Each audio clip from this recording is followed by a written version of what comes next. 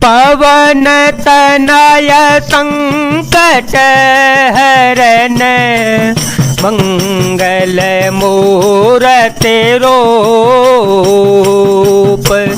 राम लखन सीता सहित हृदय बसहु सुर भूप। एहि विधि जाय कृपा निधि उतरे सागर तीर।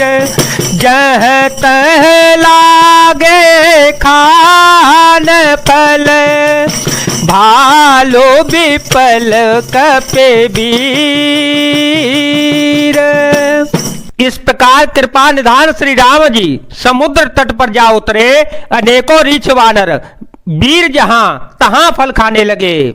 उहाँ निशाचर रहे सशंका जब ते जारे गयो कपिलंका।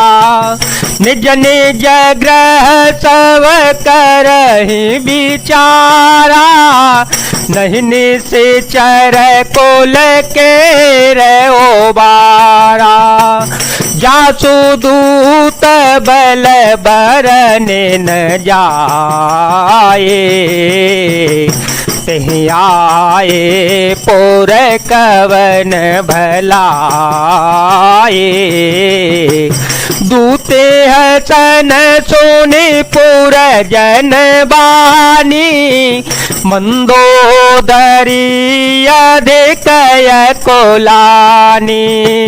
राम सिया राम सिया राम सिया राम सिया राम जय जय राम। वहां लंका में जब से हनुमान जी लंका को जलाकर गए तब से राक्षस भयभीत रहने लगे। अपने अपने घरों में सब विचार करते हैं कि अब राक्षस कुल की रक्षा का कोई उपाय नहीं है। जिसके दूत का बल वर्णन नहीं किया जा सकता उसके स्वयं नगर में आने पर कौन भलाई। हम लोगों की बड़ी बुरी दशा होगी। दूतियों से नगर निवासियों के वचन सुनकर मंदोदरी बहुत ही व्याकुल हो गई। रहसी जोरी कर पति पगलागी बोली बचन नीति रस पागी। कंत कर सहरि सन परे हरहूं मोर कहाति तहि धरहूं।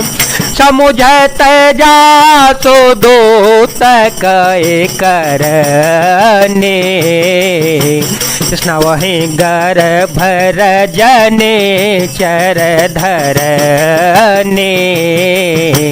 तासु नारे ने जस चेव बोलाए पठवहुं कंत जो चहो भलाए।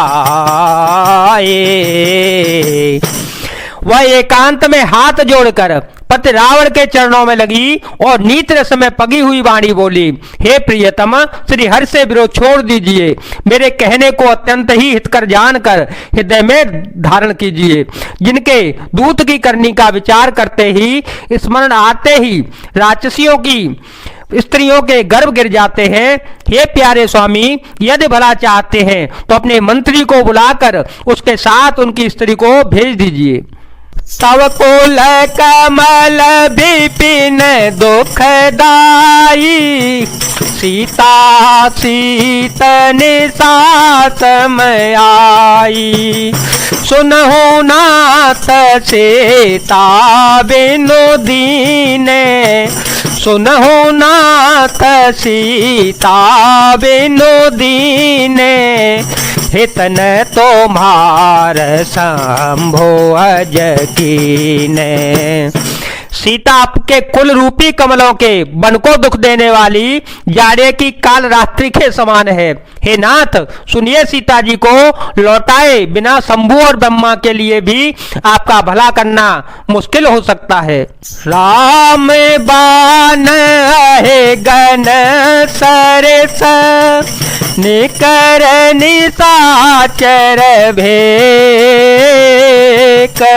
जब लगे ग्रस तन तव लगे जतनो कर हो तजेटेक। श्री राम जी के बाण सर्पों के समूह के समान है और राक्षसों के समूह मेढक के समान है। जब तक वे इन्हें ग्रस नहीं लेते, निगल नहीं जाते, तब तक हट छोड़कर उपाय कर लीजिए। श्रवण सुनी सठता करिबानी बिहसा जगत विदित अभिमानी सभय शोभाओ नारे कर साचा मंगल महो भय मनयत काचा जो आवै मर कट कट काए जिहि बेचारे ने से चर खाए कपही लोक पे जाके त्रासा तासो नारे सभी तबड़े हासा। मूर्ख और जगत प्रसिद्ध अभिमानी रावण कानों से उनकी बाणी सुनकर खूब हंसा और बोला, स्त्रियों का स्वभाव सचमुच ही बहुत डरपोक होता है, मंगल में भी भय करती हैं। तुम्हारा मन हृदय बहुत ही कच्चा कमजोर है। यदि वानरों की सेना आवेगी तो बेचारे राक्षस उसे खाकर अपना जीवन निर्वाह करेंगे। लोकपाल भी जिसके डर से कांपते हैं, उसकी स्त्री डरती हो, यह बड़ी हंसी की बात है। अस कहे बेहसीता है और लाई चले ओ सभा ममता देकाई मंदोदरी हृदय कर चिंता भयो कंत पर विधि विपरीता बैठे हो सभा खबरे ऐसे पाए सिंधु पार से ना सब आए बूझे से सचिव चेत मत कहो ते सब से मस्त कर रहो जीते हो सुरासुर प्रभ श्रम नाहे नर बानर के लेखे माहे। रावण ने ऐसा कहकर हंसकर उसे हृदय से लगा लिया और ममता बढ़ाकर अधिक स्नेह दर्शाकर वह सभा में चला गया। मंदोदरी हृदय में चिंता करने लगी कि पथ पर विधाता प्रतिकूल हो गए। जो ही वह सभा में जाकर बैठा, उसने ऐसा खबर पाई कि शत्रु की सारी सेना समुद्र के उस पार आ गई है। उसने मंत्रियों से पूछा कि उचित सलाह कहिए, अब क्या करना चाहिए। तब वे हंसकर बोले और चुप किए रहिए, इसमें सलाह की कौन सी बात है। आपने देवताओं और राक्षसों को जीत लिया, तब तो कुछ श्रम ही नहीं हुआ, फिर मनुष्य और वानर किस गिनती में है। सचिव वेद गोरती निजो प्रिय बोलहि भयआस राज धर्म तन तीन कर होय बेगी नास। मंत्री, वैद्य और गुरु ये तीन यदि अप्रसन्नता के भय या लाभ की आशा से हित की बात न कहकर प्रिय बोलते हैं, ठकुर स्वाति कहने लगते हैं, तो क्रमशः राज्य, शरीर और धर्म इन तीनों का शीघ्र ही नाश हो जाता है।